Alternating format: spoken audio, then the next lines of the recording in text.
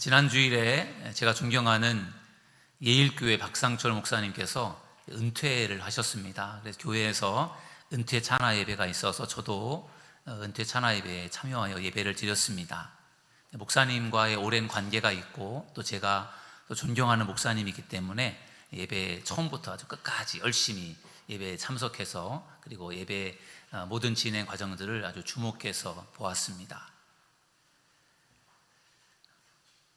경석교회에서 11년 목회하시고 예일교회에서 32년, 전체적으로 43년 목회하시고 은퇴하시는 목사님을 보면서 건강하게 목회하시다가 건강하게 은퇴하시는 목사님이 존경스럽고 또 정말 자랑스러웠습니다.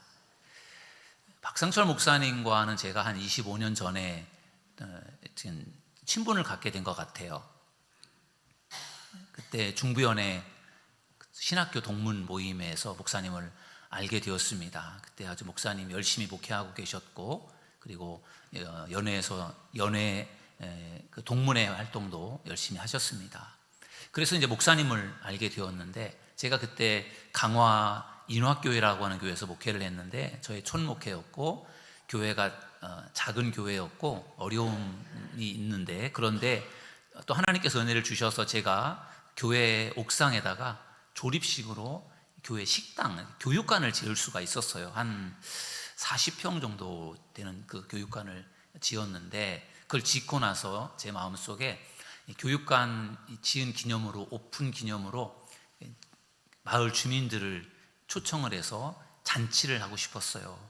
그 당시에 마을에 한 100여 명 정도가 사는데, 교회를 나오시는 분들은 뭐 한 20여 명에 불과했고, 교회를 안 나오는 분들이 대다수였기 때문에 아무튼 그분들 어떻게든지 한번 교회로 초청하고 싶었는데, 교육관을 지었기 때문에 그것을 가지고 한번 이렇게 지역 주민들을 초청해서 잔치를 하는 그러한 계획을 세웠어요.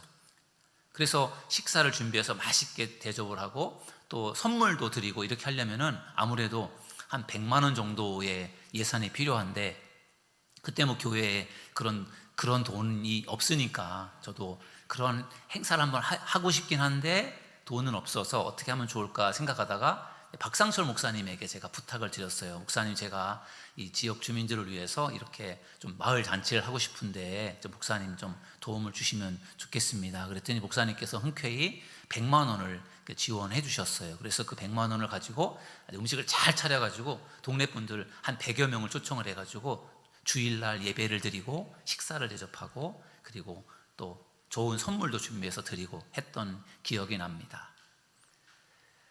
그리고 나서 이제 제가 인천으로 부목사로 나와서 부목사 생활하다가 교회를 개척하게 되었고, 교회 개척을 할 때 아무것도 없는 상태에서 교회를 개척하게 되었으니까 필요한 게 많잖아요. 이것저것 성물을 준비를 해야 되고 그런 상황이었기 때문에 제가 또 박상철 목사님을 찾아갔어요. 목사님, 제가 교회를 개척하게 되었는데 목사님 좀 도와주세요. 목사님이 뭘 도와주면 좋겠니? 그러시더라고요. 그래서 목사님, 저 의자 좀 사주세요. 그랬더니 목사님께서 그럼 그렇게 하겠다 그래서 목사님이 의자를 사라고 200만 원을 주셨어요. 그래서 그때 효성동 상가교회에 있을 때 그때 1인용 의자 40개를 하나에 5만 원씩 40개를 사가지고요, 그것으로 이렇게 예배당을 꾸몄던 적이 있어요. 그리고 그때 우리 교회 2007년도에 창립 예배를 드릴 때 박상철 목사님께서 오셔서 축사를 해주셨습니다. 또 그리고 우리 교회가 2015년에 송도에 플러스교회 지교회를 개척할 때에도 박상철 목사님께서 오셔서 축도를 해주셨어요. 그래서 아무튼 뭐 저 개인적으로든지 교회로 볼 때라든지 박상철 목사님께서 이렇게 많이 관심을 가져주시고 사랑을 베풀어 주셨던 그 은혜를 제가 기억하고 있습니다. 감사한 마음을 갖고 있어요. 목사님은 권위적이지 않으시고 편안하게 저를 늘 대해 주셨는데, 목사님께서 은퇴한 이후에 청라에서 사신다고 하시더라고요. 제가 사실 그동안에는 받기만 했지 제가 뭐 목사님에게 뭐 해드린 게 아무것도 없어요. 그냥 선배 목사님으로 존경할 뿐이었지 제가 도움을 받으면 받았지 제가 목사님께 아무것도 해드린 게 없거든요. 그래서 목사님이 은퇴하셨고 은퇴 예배에 참석하면서 그런 마음이 들더라고요. 목사님께서 이제 가까운 곳에서 사시니까 가끔씩이라도 목사님을 찾아뵈야 되겠다.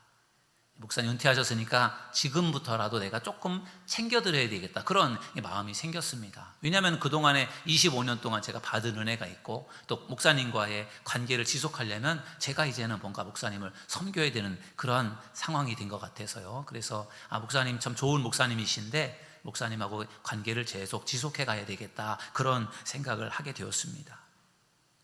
여러분, 사람과의 관계가 참 중요합니다. 좋은 사람을 만나야 되고요, 좋은 사람을 만나서 그 관계를 잘 이어가는 것이 매우 중요합니다. 좋은 관계를 맺는 것도 중요하고 그 관계를 계속 지속하고 끝까지 이어가는 건 매우 중요합니다. 세상에 좋은 사람만 있지 않잖아요. 안 좋은 사람, 나쁜 사람들도 많습니다.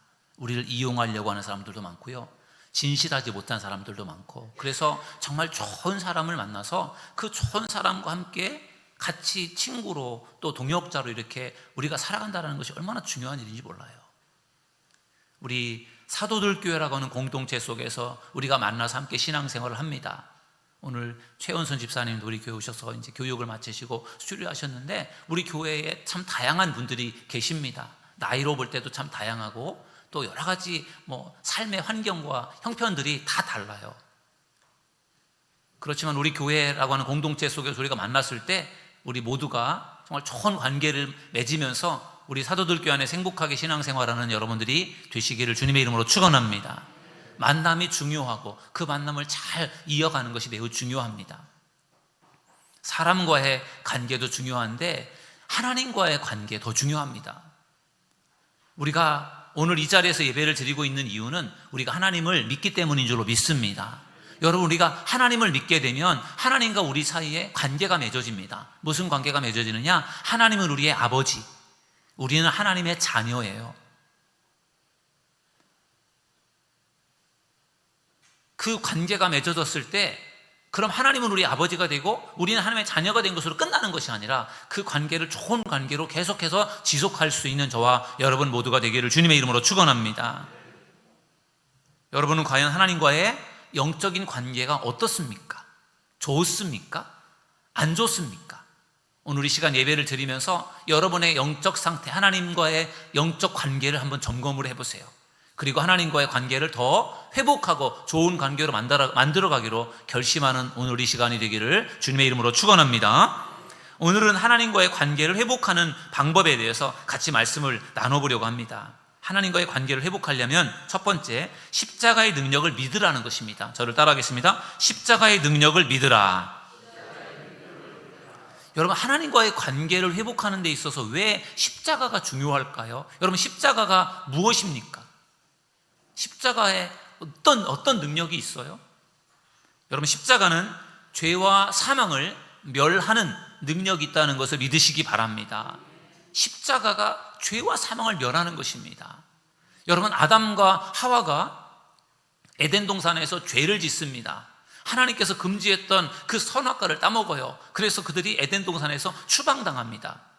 그것을 통해서 하나님과 이제 단절이 되는 거예요. 이제는 하나님을 만나고 싶어도 만날 수 없어요. 하나님과 대화도 할 수 없게 되었습니다. 그동안에 에덴 동산에서 마음껏 누렸던 혜택을 다 잃게 되었어요. 그리고 심지어는 죽음에 이르게 됩니다. 죄라고 하는 것이 여러분 얼마나 무섭습니까? 죄라고 하는 것이요, 선악과를 따먹었다라고 하는 그 죄 때문에 모든 것이 다 파괴되고 모든 것이 다 끊어져 버리고 단절이 되는 거예요. 그래서 결국 인간은 그 죄 때문에 죽을 수밖에 없게 된 거예요. 그런데 하나님께서 인간을 창조하셔서 인간을 소중하게 만들어 주셨고 하나님의 형상대로 만들어 주셨는데 인간의 죄로 인하여 다 멸망당할 수밖에 없게 되었을 때 하나님의 마음이 너무 아팠어요. 그래서 하나님께서 어떻게든 인간들을 살려내야 되겠다, 인간의 죄를 용서하고 그들을 구원해야 되겠다, 그들과의 관계를 회복해야 되겠다, 그런 마음을 가지고 독생자 예수 그리스도를 이 땅에 보내주셨습니다. 그리고 예수님께서 이 땅에 오셔서 우리의 죄를 대신 짊어지고 십자가에서 돌아가셨습니다. 우리가 받아야 할 죄를 예수님께서 대신 받으신 거예요. 우리의 죄값을 예수님이 대신 치러주신 겁니다. 그게 십자가임을 여러분들 믿으시기 바랍니다. 그 십자가의 은혜와 십자가의 사랑 때문에 우리들의 죄가 없어진 거예요. 하나님으로부터 우리가 단절되고 하나님께로 갈 수 없었던 우리들, 죄 때문에 하나님과 단절될 수밖에 없었던 우리들이요, 예수님의 십자가의 은혜로 그 모든 죄가 없어져서 하나님과 화목하게 화해할 수 있게 되었다라는 사실을 믿으시기를 주님의 이름으로 축원합니다. 그게 바로 십자가의 능력이에요. 죄와 사망의 권세를 다 없애버리는 그러한 능력이 바로 십자가의 능력입니다. 여러분, 십자가는 원래 저주의 상징이에요. 가장 큰 죄를 지은 사람을 십자가형으로 십자가형으로 죽였어요. 유대인의 법에는 십자가형이 없어요. 그래서 예수님을 십자가에 달을 때 유대인의 법으로 죽인 것이 아니라 로마의 법으로 예수님을 십자가에 달아 죽인 것입니다. 가장 잔혹하고 가장 고통스러운 이 십자가를 통해서 하나님께서 구원을 이루신 것을 믿으시기 바랍니다. 여러분, 마귀는 예수님을 십자가에 못 박아 예수님을 십자가에 이제 죽게 하면서 마귀는요, 내가 이겼다, 내가 승리했다, 이렇게 생각했을 거예요. 유대 종교 지도자들도 예수님을 십자가에 못 박아 죽이면서 우리가 이겼다, 그렇게 생각을 했잖아요. 근데 예수님께서 십자가에 달려 죽으신 것이 마귀가 이긴 것입니까? 마귀가 진 것이죠. 왠지 아십니까? 예수님께서 십자가에 달려 죽으셨기 때문에 그 예수님의 대속 제물, 희생 제물로 우리의 죄값을 대신 치러주신 그것으로 인해서 우리들의 모든 죄가 사함을 받았기 때문인 줄로 믿습니다. 모두가 다 멸망당할 수밖에 없었던 우리들이 예수님의 십자가의 죽음으로 우리가 살게 되었으니, 예수님께서 죽은 것이 그것이 실패가 아니고 진 것이 아니라 그것이 승리임을 믿으시기를 주님의 이름으로 축원합니다. 마귀가 십자가의 그 의미를 잘 몰랐던 거예요. 예수님을 십자가에 죽게 하면 자기가 이기는 줄 알았어요. 하나님의 아들을 죽이면 자기가 이기는 줄 알았다라는 거예요. 근데 그 십자가의 놀라운 그 능력을 몰랐던 거죠. 여러분, 우리가 죄로 인하여 죽을 수밖에 없는 정말 죄인들인데 예수님의 십자가로 말미암아 우리를 살려주셨다라는 사실을 믿으시기를 주님의 이름으로 축원합니다. 그 믿음을 가질 때 아무리 죄가 많고 아무리 큰 문제가 있는 사람이라고 할지라도 예수님의 십자가 때문에 우리가 구원받을 수 있다는 것은 어떠한 문제가 생겨도 하나님과 화해할 수 있고 하나님과의 관계를 회복할 수 있다는 것을 믿으시기 바랍니다. 그게 바로 십자가예요. 그러니 십자가의 능력을 우리가 믿으면 하나님과의 관계를 우리가 회복할 수 있는 것입니다. 사도 바울은 자랑할 게 참 많은 사람이었어요. 사도 바울은 바리새파 출신입니다. 집안 배경도 좋아요. 사도 바울은 가말리엘의 제자입니다. 좋은 스승 밑에서 배웠어요. 그리고 그는 유대인이지만 또한 로마의 시민권자였어요. 지금으로 말하면 아주 가문 좋고 학벌 좋고 그리고 이중 국적자, 아주 굉장한 엘리트였어요. 그러니까 사도 바울로서는 그런 것들을 자랑할 수가 있는 사람이에요. 근데 바울이 예수님을 만난 이후에 그런 것들을 다, 어떻게 보면 그런 것들을 다 정말 무시하고 그런 것들에 자랑을 하는 것이 아니라 나는 오직 한 가지만을 자랑하겠다, 그렇게 바울이 고백을 합니다. 그 말씀이 바로 갈라디아 6장 14절이에요. 우리 한번 읽어보실까요? 갈라디아 6장 14절 시작. 그러나 내게는 우리 주 예수 그리스도의 십자가 외에 결코 자랑할 것이 없으니. 아멘. 사도 바울이 자랑할 만한 것들이 많지만 그가 예수님을 만난 이후에, 예수님을 믿은 이후에는 나는 십자가 외에는 자랑할 게 없다, 이렇게 말해요. 나는 오직 십자가만을 자랑하겠다, 이렇게 고백하고 있습니다. 여러분, 바울이 왜 십자가만을 자랑하겠다고 고백을 했을까요? 여러분, 바울은 예수님을 믿지 않는 사람이에요. 바울은 예수를 핍박하는 사람이었죠. 그런데 사도 바울이 부활하신 예수님을 만납니다. 그리고 변화가 됩니다. 그리고 이제는 예수님을 증거하는 사람이 되었어요. 이것이 십자가의 놀라운 은혜였어요. 바울은 정말로 자기는 예수님을 믿지 않는 사람인데, 그리고 온갖 예수님을 핍박했는데 자기가 이제는 예수님을 전하는 사람이 되었어요. 도저히 자격이 없는 사도 바울이 그러한 일을 하게 되었을 때 그것이 바울은 십자가의 은혜임을 깨달은 것입니다. 아, 예수님의 십자가가 나를 이렇게 구원했구나. 나 같은 죄인 중에 괴수도 나를 구원하셨으니 이제는 정말 십자가밖에 없다라고 바울은 그렇게 고백을 한 것입니다. 그래서 바울은 나는 이제 십자가만을 자랑하겠다 이렇게 고백합니다. 바울은 또한 십자가가 하나님의 능력이라고 증거했어요. 고린도전서 1장 18절 우리 같이 읽어보실까요? 시작. 십자가의 도가 멸망하는 자들에게는 미련한 것이요 구원을 받은 우리에게는 하나님의 능력이라. 아멘. 여러분 잘 아시는 말씀이죠. 십자가의 도라고 하는 것이 무슨 뜻인가 제가 찾아보니까요, 십자가의 도라고 하는 것은 십자가의 메시지예요. 십자가가 주는 메시지, 십자가의 의미, 그게 뭐냐? 멸망하는 자들에게는 십자가가 미련한 것이래요.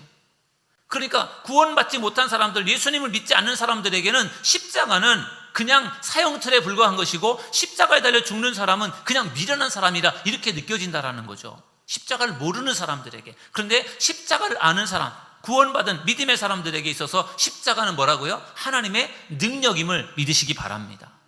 십자가가 믿지 않는 사람들에게는 아무 쓸모없는 것처럼 보여질지 모르겠지만 믿는 사람들에게 십자가는 그것은 하나님의 능력이라는 거예요. 어떤 능력이에요? 죄로 인하여 죽을 수밖에 없었던 우리들을 다시금 살려내시고 사망 권세를 멸하시는 그 능력이 십자가임을 여러분들 믿으시기를 주님의 이름으로 축원합니다. 여러분, 사람의 힘으로는 죄 문제를 해결할 수 없습니다. 여러분들이 죄 문제 해결할 수 있습니까? 옷에 때가 묻으면, 옷이 더러워지면 세탁을 해서 옷을 깨끗하게 만들 수 있어요. 그러면 죄를 지으면 그 죄를 여러분 어떻게 죄 문제를 해결할 수 있겠습니까? 여러분들이 죄 문제 해결할 수 있겠습니까? 죽음의 문제, 인간의 죽음의 문제 여러분들 해결할 수 있겠습니까? 우리는 죽었다 깨어나도 절대로 죄 문제와 죽음의 문제 해결할 수 없습니다. 그런데 예수님께서 십자가에 달려 죽으심으로 우리의 죄값을 치르심으로 우리의 죄 문제를 해결해 주셨습니다. 예수님께서 죽은 지 사흘 만에 사망 권세 멸하시고 부활 승천하심으로 예수님은 사망 권세를 멸하셨습니다. 그리고 부활의 첫 열매가 되셨습니다.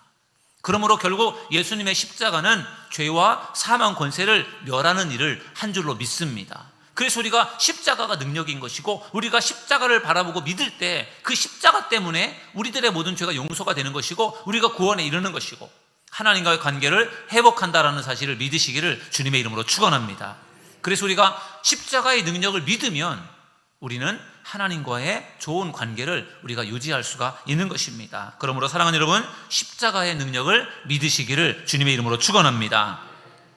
두 번째, 하나님과의 관계를 회복하는 방법은요, 하나님과의 대화를 시도하라는 것입니다. 저를 따라하겠습니다. 하나님과의 대화를 시도하라. 오래전에 낮은 울타리라고 하는 그러한 잡지책에 주제로 35초라는 그러한 주제로 그 책이 발간된 적이 있어요. 낮은 울타리의 어떤 그 큰 제목이 35초. 35초가 과연 무슨 뜻이었을까요? 여러분, 올챙이 뒷다리가 나오는데 45일이 걸린대요. 개구리가 알을 낳아서 그 알에서 이렇게 알이 자라서 거기서 올챙이 뒷다리가 나오기까지 45일이 걸린대요. 병아리가 알을 깨고 나오는데 21일이 걸립니다. 봉숭아 새싹이 돋아나는데 일주일이 걸린대요. 배추를 맛있게 절이려면 5시간 35분 절여야 된답니다. 계란을 삶는데 12분이 걸려요. 그렇다면 하루에 부모와 자녀 간에 대화를 하는 시간은 과연 얼마나 될까요? 그 시간이 평균 35초랍니다. 기가 막힌 일이죠. 35초. 하루에 부모와 자녀 간에 대화를 나누는 평균 시간이 35초. 그게 오래전에 낮은 울타리라고 하는 잡지책에서 다루었던 내용이에요. 왜 35초가 걸리는지 아십니까? 공부해라, 밥 먹어라, 일찍 들어와, TV 끄고 자, 일어나서 학교 가, 학원 가야지. 그러면 35초래요. 그거 말고는 다른 얘기를 안 한다라는 거예요. 낮은 울타리라고 하는 이 책은요, 35초라는 제목으로 자녀와 부모 간에 그리고 부부 간에 대화 시간이 없어서 의사소통에 문제가 생기는 가정들에 대해서 다루고 있었습니다. 부모와 자녀 간에 하루에 35초밖에 대화를 하지 않는다. 부부 간에도 대화가 부족해서 소통에 문제가 생기는 가정들이, 부부들이 많다라는 거예요. 설마 35초밖에 안 될까? 그렇게 생각하고 저를 돌아보니까 틀린 말은 아닌 것 같아요. 정말 35초도 안 될 그런 말조차도 안 오고 하루가 지나가는 경우들이 많은 것 같았어요. 여러분들은 과연 어떤 것 같아요? 여러분의 자녀들과 과연 하루에 얼마나 시간을 보내고 대화를 나누시는 것 같아요? 부부 간에 얼마나 많은 대화를 나누시는 것 같습니까? 대화를 통해서 소통이 이루어질 때 좋은 관계가 지속될 수 있다는 것을 믿으시기를 주님의 이름으로 축원합니다. 여러분, 기도는 하나님과의 대화라고 하죠. 대화. 하나님과 대화를 어떻게 하느냐? 기도를 통해서 우리가 하나님과 대화를 나누는 것입니다. 그래서 기도하는 사람은 하나님과 관계가 회복되고 좋아질 수밖에 없어요. 기도를 하지 않는 사람은 하나님과 관계가 멀어질 수밖에 없습니다. 그런 점에서 기도가 매우 중요합니다. 예수님은 포도나무 비유, 오늘 본문 말씀 포도나무 비유를 통해서 이렇게 말씀해 주셨어요. 요한복음 15장 7절 우리 다 같이 읽어보실까요? 시작. 너희가 내 안에 거하고 내 말이 너희 안에 거하면 무엇이든지 원하는 대로 구하라. 그리하면 이루리라. 아멘. 너희가 내 안에 거하고 내 말이 너희 안에 거하면 그때 무엇이든지 원하는 대로 이루어주겠다, 응답해주겠다, 그렇게 말씀하고 있어요. 그런데 여기서 너희가 내 안에 거하는, 내가 너희 안에 거하는, 이것이 여러분 기도임을 믿으시기 바랍니다. 기도가 어떻게 이루어지느냐? 우리가 주님 안에 거하는 거예요. 주님이 내 안에 계시는 거예요. 그럴 때 그것이 기도인 것이죠. 기도를 통해서 우리는 하나님과 대화를 시작하는 것입니다. 하나님과의 대화가 부족하지 않습니까? 하나님과의 대화를 나누는 믿음의 사람들 되기를 주님의 이름으로 축원합니다. 기도는 하나님과 대화이지 기도가 하나님과의 독백이 아니에요. 여러분, 기도하실 때 하나님께 독백으로 기도하는 사람이 많습니다. 하나님 이것도 해결해 주시고 저것도 해결해 주시고 이러한 은혜도 주시고 저런 복도 주시고, 내가 하나님 앞에 필요한 것들을 마음껏 아뢰는 것은 독백이에요. 내가 하나님 앞에 아뢰고 그리고 하나님이 나에게 뭐라고 말씀하시는지를 내가 하나님의 말씀도 들어야 그게 대화죠. 내 말만 하고 상대방의 말을 듣지 않으면 그것은 독백이지 대화가 아닙니다. 어떻게 하나님의 음성을 들을 수 있습니까? 우리가 기도하면서 내가 아뢰을 것은 아뢰고, 때로는 우리가 잠잠히 멈추고 하나님께서 나에게 뭐라고 말씀하시는지를 귀 기울여 들으시는 여러분들이 되기를 주님의 이름으로 축원합니다. 그러면 하나님께서 여러분들의 생각을 통해서, 여러분의 마음을 통해서 하나님께서 말씀을 들려주실 줄로 믿습니다. 그렇게 내가 하나님 앞에 아뢰고 하나님께서 나에게 뭐라고 말씀하시는지를 듣고, 그러면서 하나님과 서로 교제를 나누며 하나님과 함께 기도하면서 시간을 보낼 때 하나님과의 관계가 회복되게 될 줄로 믿습니다. 여러분은 과연 하루에 얼마나 기도하십니까? 앞에서 낮은 울타리에서 조사했던 하루에 부모와 자녀 간의 평균 대화 시간이 35초라고 하는 기가 막힌 그 결과를 보면서 과연 우리는 그럼 나는 하나님과 얼마만큼의 대화를 나누고 있는가? 하나님과 얼마만큼의 시간을 내가 기도로 함께하고 있는가? 여러분 자신을 한번 돌아보십시오. 저는 우리 교회 성도님들이 하루에 최소한 30분씩 하나님 앞에 기도하는 성도들이 되기를 주님의 이름으로 축원합니다. 그래서 여기 앞에 현수막으로도 걸어놨습니다. 성경 통독 하루에 석 장씩 통독을 하고, 그래서 1년 동안 성경을 일독을 하고 매일매일 하루에 30분씩 우리가 하나님 앞에 기도하는 시간을 갖자라고 그렇게 말씀 운동과 기도 운동에 대해서 여러분들에게 말씀을 드리고 있어요. 하루에 30분? 결코 적은 시간은 아니에요. 하루에 30분? 24시간을 놓고 볼 때 결코 많은 시간도 아니에요. 하면은 할 수 있는 건데 안 하면 또 못하는 것이죠. 여러분, 하나님과 대화가 부족하다고 생각하는 분은 오늘부터 다시 하나님과의 대화를 시도하시기를 주님의 이름으로 축원합니다. 하나님과의 대화를 잘 나누고 계신 분은 그 대화를 지속적으로 나누시기를 주님의 이름으로 축원합니다. 그럴 때 하나님과의 관계가 좋아지고 회복될 줄로 믿습니다. 세 번째, 하나님과의 관계를 회복하는 방법은요, 주님과 친밀하게 동행하라는 것입니다. 저를 따라하겠습니다. 주님과 친밀하게 동행하라. 주님과의 관계를 회복하고 좋게 하려면 친밀하게 동행하는 것이 매우 중요합니다. 오늘 우리가 읽은 요한복음 15장 1절에서 8절의 말씀, 이 포도나무 비유가 하나님과의 친밀한 동행이 무엇인지를 우리에게 자세하게 설명해 주는 말씀이에요. 예수님께서 이렇게 말씀하셨어요. 요한복음 15장 4절에 보니까요, 내 안에 거하라. 나도 너희 안에 거하리라. 가지가 포도나무에 붙어있지 아니하면 스스로 열매를 맺을 수 없음같이 너희도 내 안에 있지 아니하면 그러하리라. 아멘. 내 안에 거하라, 이렇게 말씀하셨어요. 포도나무 비유를 통해서 주님과 친밀해지는 방법이 무엇이냐? 주님 안에 거하라는 거예요. 주님 안에 거하라 할 때 이 거하라고 하는 이 표현이 영어 성경에 remain이라고 되어 있어요. remain. 그 remain이 무슨 뜻이냐면요, 머물러 있으라 그런 거예요. 주님 안에 거하라, 이게 무슨 뜻이냐? 주님 안에 계속해서 머물러 있으라는 거예요. 여러분, 포도나무는 예수님이고 포도나무 그 가지는 우리들인데, 그 포도나무 가지가 포도나무 그 원줄기에 이렇게 머물러 있어야, 붙어 있어야 살 수 있는 것이죠. 포도나무 가지가 잘났다고 포도나무 그 원줄기로부터 떨어져 나가서 독립한다면 그 포도나무 가지가 어떻게 되겠습니까? 말라서 죽습니다. 포도나무 가지는 가장 건강하게 그리고 가장 좋은 열매를 맺기 위해서는 그 포도나무 가지가 포도나무 원줄기에 붙어서 머물러 있어야 될 줄로 믿습니다. 여러분, 그 상태예요. 우리 그리스도인들이 우리가 정말 친밀하게 주님과 동행하기 위해서는 우리가 주님과 붙어 있고 주님과 연결되어 있고 주님께 머물러 있어야 된다는 것을 믿으시기를 주님의 이름으로 축원합니다. 탕자는 부잣집 막내 아들로 태어났습니다. 아버지 집에서 호강하면서 살았습니다.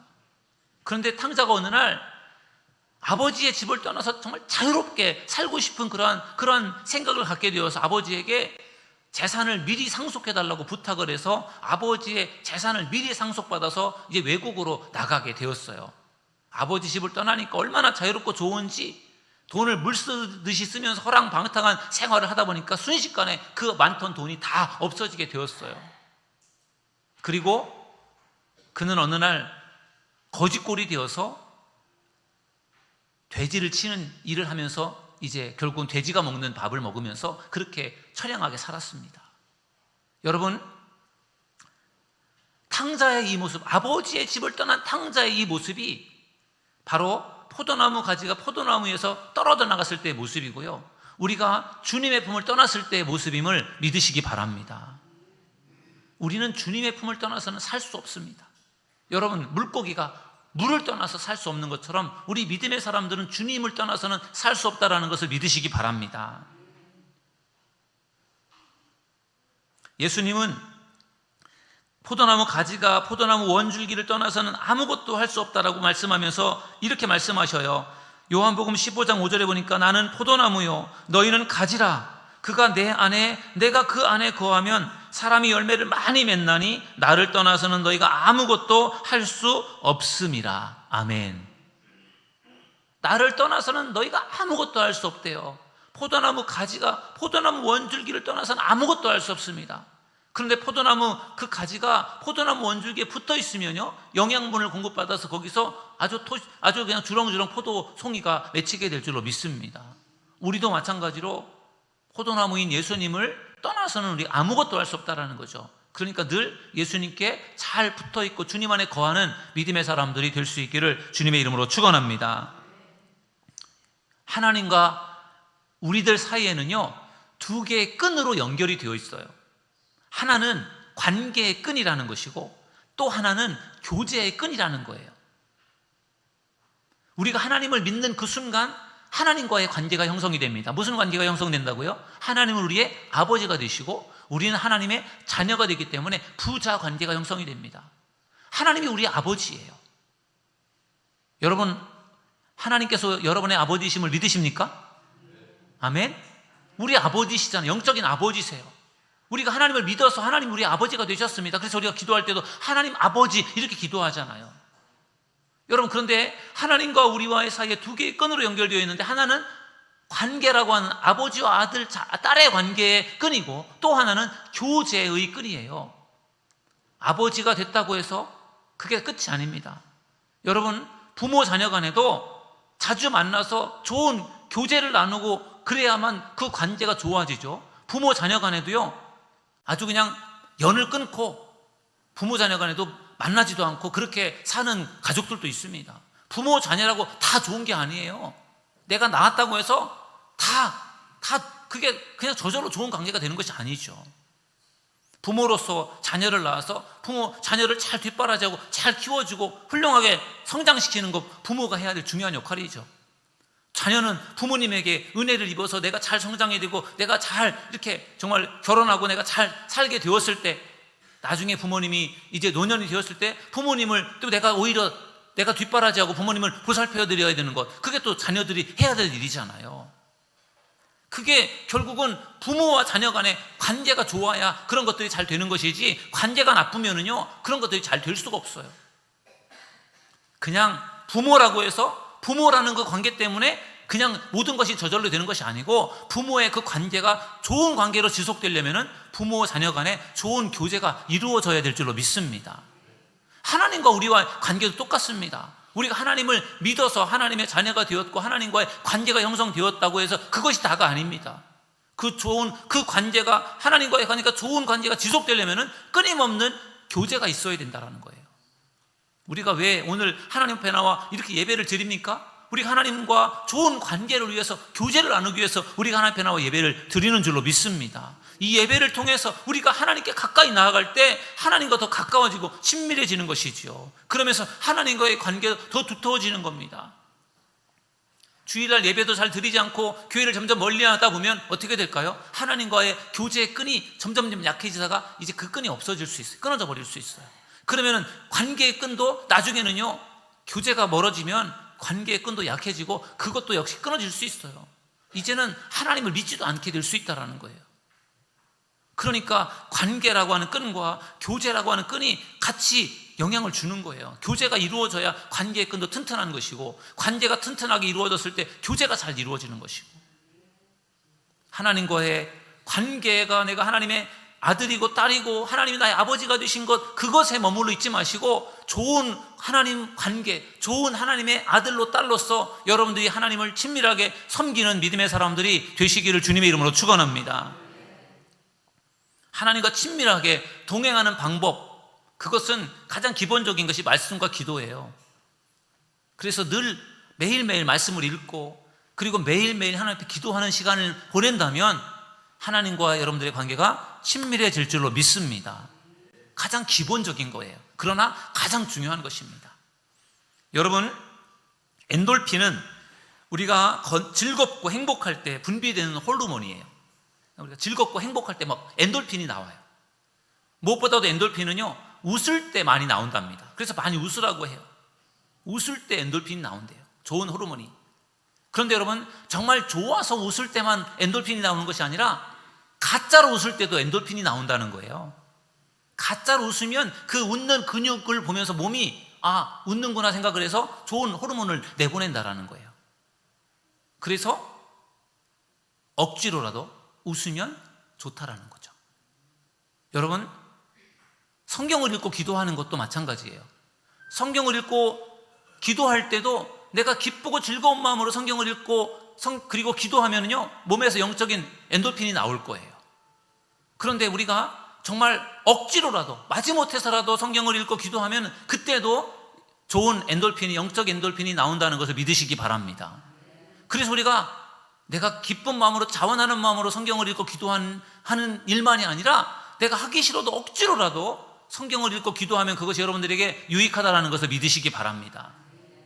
그래서 우리가 같이 속도원들과도 같이 성경을 읽고 기도하고 우리 교회적으로 같이 성경을 읽고 기도하는 이유가 그것이 영적으로 유익하기 때문인 줄로 믿습니다. 그렇게 해야 우리가 더 하나님과 친밀하게 동행할 수가 있기 때문인 줄로 믿습니다.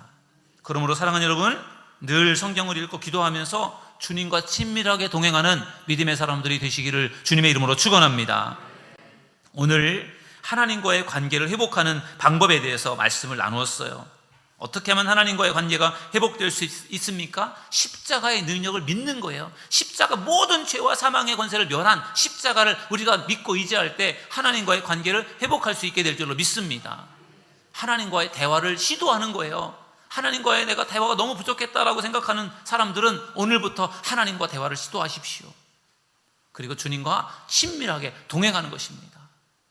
날마다 주님과 친밀하게 만나고 교제하면서 나아갈 때 하나님과의 관계가 회복되고 좋아질 줄로 믿습니다. 이 시간 십자가의 능력을 믿으시고 날마다 주님과 동행함으로 주님과 좋은 관계를 맺어가시고 아름다운 열매를 맺으시는 우리 믿음의 사람들 다 되시기를 주님의 이름으로 축원합니다. 우리 시간 찬양하시고 함께 기도하는 시간 갖겠습니다. 나의 안에 거하라. 우리 찬양 함께 말씀 생각하면서 찬양하겠습니다.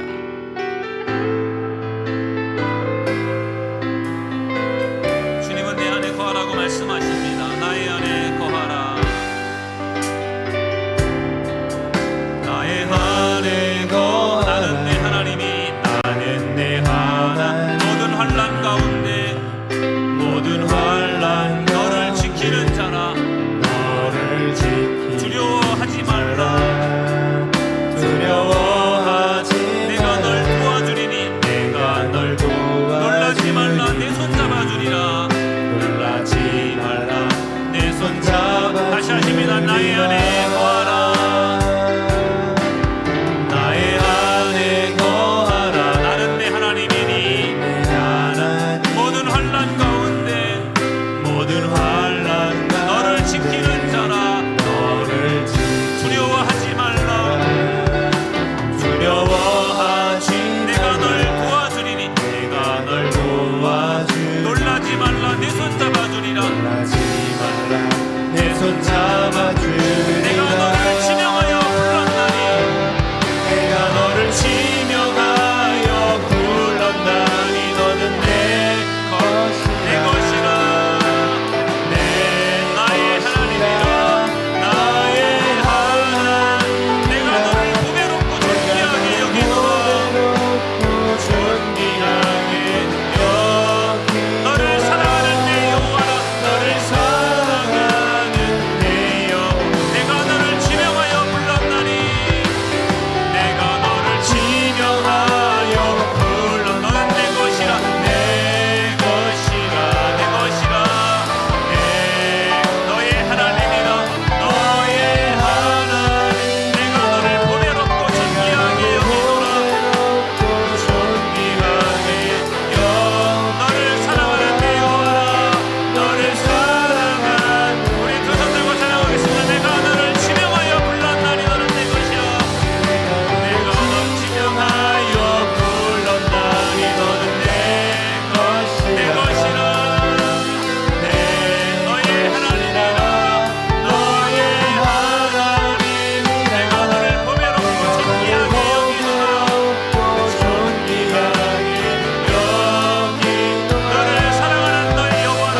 사랑하는 내 여호와라. 아멘. 예수님께서 포도나무 비유를 통해서 하나님과의 관계를 회복하는 방법을 가르쳐 주셨습니다. 그것은 나의 안에 거하라는 것입니다. 나의 안에 거한다라는 말은 주님과 친밀하게 동행하라는 뜻입니다. 이 시간 말씀과 기도를 통하여 주님과 친밀하게 동행하기를 결단하면서 우리 이 시간 주여 한번 부르짖고 통성으로 기도하겠습니다. 주여. 저희들 주님 안에 거하는 자가 되기 원합니다. 주님과 친밀하게 동행하는 자가 되기 원합니다. 주님 안에 머물러 있는 자가 되기 원합니다. 주님을 입쓰는 자가 되기 원합니다. 주여 이 시간 주께서 함께하여 주시기 원합니다. 주님 안에 거하는 자가 되기 원합니다. 저희들 십자가의 능력을 믿고 나아가기를 원합니다. 십자가를 통하여 우리의 모든 죄를 용서해 주시옵소서.